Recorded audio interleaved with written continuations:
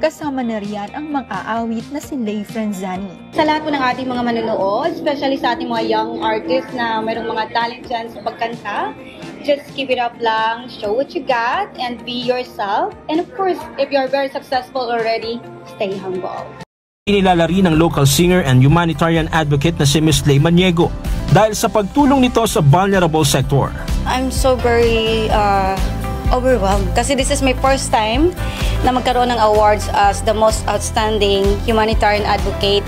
Ayan, hindi ko po inakalang magkaroon po ako ng awards na ganito kasi yung pagtulong ko kasi bukas lang po talaga ito sa puso ko, and I didn't aim to earn awards or anything, but I'm so very grateful na nagkaroon po ako ng parangal na ganito po.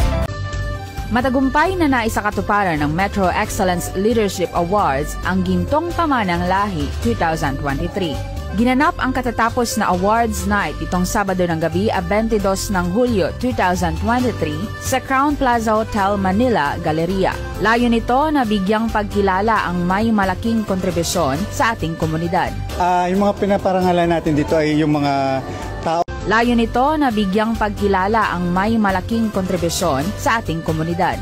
Yung mga pinaparangalan natin dito ay yung mga taong marami nagawa na ambag sa lipunan natin at kailangan natin na ma-recognize sila at mabigyan ng sa malaking nagawa nila sa lipunan ay hindi sila na-recognize.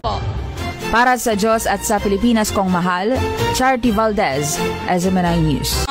I just wanted to thank to them sa tiwala na binigay nila sa akin sa pagbigay ng the Best Pop Rock Artist of the Year 2023. Ay, ang dakilang Pilipino, thank you very much sa parangal na ito. I'm so very grateful to you guys. Thank you so much.